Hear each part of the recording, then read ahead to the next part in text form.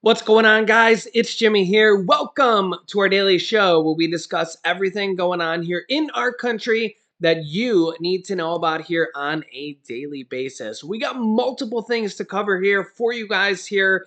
Also, November 14th, going to be a very important day to mark your calendars for tens of millions of Americans that we'll go over here in this video. We actually got several different things here for you guys a lot of different things here. So if you're new to our channel, if you haven't yet, make sure to click the subscribe button down below. It's completely free to do so. This way you won't miss out on new videos here. And also don't forget to like these videos. It helps YouTube get our reach out to more people here and kind of promote our channel to new people. It shows that you like our videos. Let's jump right in. We got a lot to talk about here. First up, Nancy Pelosi's husband, Paul Pelosi, released from the hospital after a skull crack surgery in his skull and injuries to his right arm, released from the hospital here. And also, we're getting reports here that the guy who attacked him, David DePape, was in the country illegally for 14 years. Yeah, so he wanted to get Nancy Pelosi. He says, "Where is Nancy? Where is Nancy?" And he wanted to, quote, send a message to other Democrats after he said this to police, after after police questioned him. And he wasn't even a US citizen. I mean, can't make this stuff up, guys. Yeah, you can see here the man accused of attacking Nancy Pelosi's husband is in the country illegally from Canada and has been here for 14 years illegally and could be deported, according to immigration officials. Yeah, according to DHS, federal records show that David DePape entered the U.S. legally on 2008 at the San Ysidro port of entry on the California-Mexico border. But he's from Canada. He entered through the southern border crossing, even though he's from Canada. And DHS did not immediately respond. So he's not actually a citizen. So he came here as a visitor and never left. He just stayed here for 14 years. He ultimately settled in California, came to the US as a temporary visitor, and stayed here the entire time. Canadians who visit the country for business or pleasure are generally permitted to stay in the US for 6 months, according to DHS. Canadians traveling to the US for business or pleasure typically don't require a visa, but you can't stay here forever. Can't stay here for 14 years. You don't have a social security number. You're not a U.S. citizen, right? And they have now housed him under DHS and lodged an immigration detainer on DePape on Monday following his arrest. A DHS spokesperson told Insider. They've also, ICE puts so-called immigration detainers on people who have been arrested on criminal charges and who believe could be deported under the Immigration and Nationality Act. And the Justice Department has also filed 2 federal charges on him, including attempted kidnapping of a U.S. official and attempted murder and assault with a deadly weapon. He faces 50 years in prison if convicted on both federal charges against him. Yeah. So the guy's from Canada, comes into the U.S.-Mexico border and never leaves. You could let me know your thoughts on this. I know, can't make this stuff up. Next up, mark your calendar. Automatic student loan forgiveness payments will start processing on November 14th. However, well, we'll see here. 16 million student loan borrowers have been approved for Biden's debt cancellation, but they won't see relief in the coming days due to a GOP lawsuit. So there's a little bit of conflicting information here. On November 14th, this is the automatic student loan forgiveness payments that are going to start on November 14th. Of the 40 million Americans that President Biden says will receive student loan forgiveness of $10,000 to $20,000, a good amount will be eligible for automatic student loan forgiveness or payments. Up to 8 million people, in fact, according to Fortune. 8 million people. If you're one of them, you'll want to mark November 14th on the calendar. It's the date when those payments will start processing, November 14th. As Go Banking rates previously reported, the government fully launched the applications this week through which anyone, in the last week or so, with federal student loans, up to $10,000 of their balance can be forgiven, and $20,000 for the lowest income students who are recipients of Pell Grants. But there are some who don't even need to fill out the application at all, as they are automatically eligible. But you're urged to fill out the app anyways. Don't assume that you're in this group. You can fill out the application at studentaid.gov. The group includes mostly individuals who filled out a FAFSA free application for federal student aid for the current school year, or already have an income-driven repayment plan set up for federal loans as their pertinent financial information on file.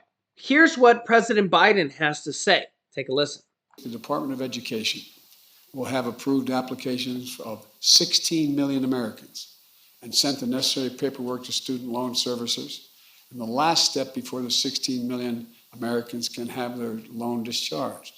That's 16 million people who will be hearing from the Department of Education that they've been approved and who should be seeing relief in the coming days. But it's temporarily on hold. Why? Well, because Republican members of the Congress and Republican governors are doing everything they can, including taking us to court to deny the relief and even to their own constituents. And every lawyer tells me we've knocked two of them out of the way. There's only one thing left in the way, and that's going to happen. And as soon as I announced my administration's plan for student debt, they started attacking it, even though I ran on it and everybody knew what I was going to do. Their outrage is just simply wrong, and I might add, I don't want to be too political here, but hypocritical. Fighting them in court, we're not letting them get away with it. I'm never going to apologize for helping working middle-class families. And a lot of people are wondering, what might the next program be? We have 33 plus states right now also passing state stimulus checks, inflation relief checks. If you've been watching my channel, you know what's going on here on the state level as well, and also programs like this on the federal level, the student loan forgiveness program being the latest one. We've also had 3 stimulus checks on the federal level. We've had rent assistance, mortgage assistance, utility assistance. We actually have $13 billion of utility assistance starting right now. Some states are starting November 1st. Some states are starting December 1st, where you can get your utility bills, electric, and heating bills paid through the HEAP and LIHEAP programs paid. I just did a video on that. I'll link you to that here at the end of this video. $13 billion for Americans through those programs as well. And what might the next programs be? There are bills in Congress for potentially forgiving medical debt forgiveness as well. There could be credit card debt forgiveness or mortgage debt forgiveness. There is $9.9 billion for homeowners assistance. So just like there was $40 billion for rent assistance payments, where I literally had thousands of people comment as we went through that here over the last 2 years on my YouTube channel. People got their rent paid for 3 months, 6 months, 12 months, or more. So what might be coming here going forward? The homeowners assistance is still available, probably in most or all states. I have links for you guys down below in the description of this video if you want to check out those videos on how to find these programs in your state, because you kind of got to go to your state's websites and then find them in your area. And what might be next? We got student loan forgiveness for 40 million plus Americans, and who knows what could be next. In fact, We're not the only country doing this. In fact, check this out. Canada, our neighbor to the north as well, just here on November 3rd evening, announced that they're going to pledge a new spending bill to help out people in their country as well. Promises not to fuel inflation because, again, you could go one of two ways. You could either not help out people at all or help out people right now during this time of high inflation and decide to help out your people, the people who are in need. And Canada's doing the same thing. Here's what they said. Canada here on Thursday set out billions of dollars in new spending to support low income workers and make student loans interest free.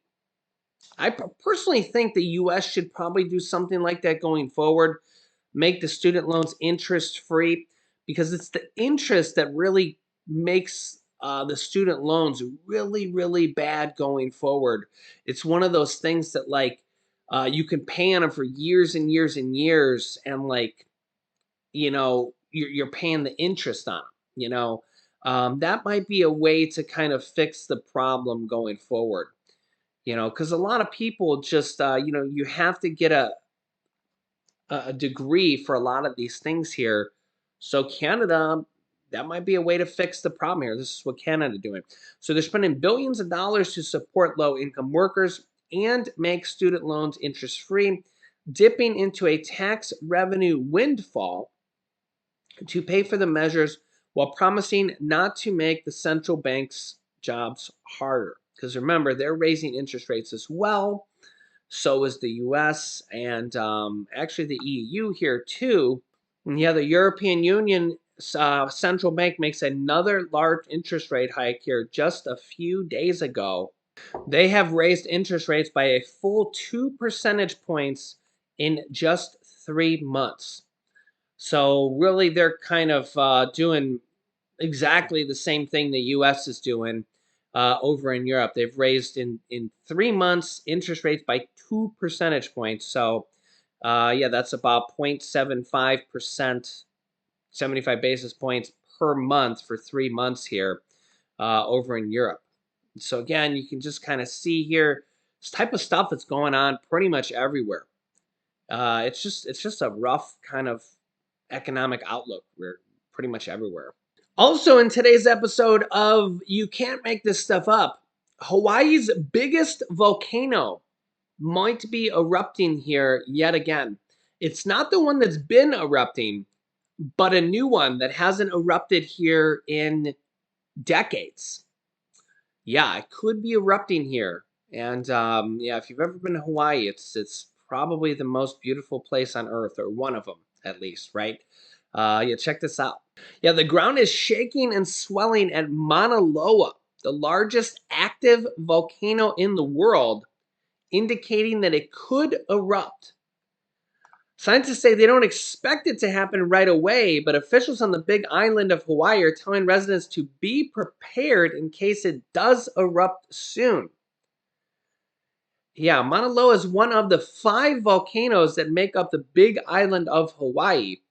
And it's not the tallest one. That title goes to Mauna Kea. That's actually the tallest mountain in the world. It's taller than Mount Everest from the bottom of the ocean to the height. If you count it from the bottom of the ocean, it's taller than Mount Everest. Yeah, you can see here that prize goes to Mauna Kea, a dormant volcano in Hawaii, which is over, if you measure it from the sea level or from below the sea level, it's over 4,000 feet taller than Mount Everest. Yeah, so that's how it's 14,000 feet above the island. But if you measure it from below the island, it's 33,400 feet. That's how big that volcano is, right? But the last time, that's Mauna Kea. Mauna Loa, the last time it erupted was 38 years ago. And dating back to 1843, it's erupted 33 times. Could be erupting here yet again. So here is some pictures of it. I think some previous pictures of it when it erupted here. Yeah, there's some big volcanoes there on the Big Island. This is kind of how it looks from the street. It's a really big kind of crescent there. Really cool, cool thing there. So yeah, let me know your thoughts here. And I'll keep you up to date here with everything going on here in our country on a daily basis. If you haven't subscribed to our YouTube channel, click the subscribe button down below so you don't miss out on new videos. It's completely free to do so. And I'll keep you up to date here. Don't forget to hit the like button for us as well. Here is my newest video about Social Security raises, and here is my newest video about stimulus checks that are actually going out to millions of people that you might not know about. So click on one of those videos next. Thanks for watching, guys, and I will see you in the next video.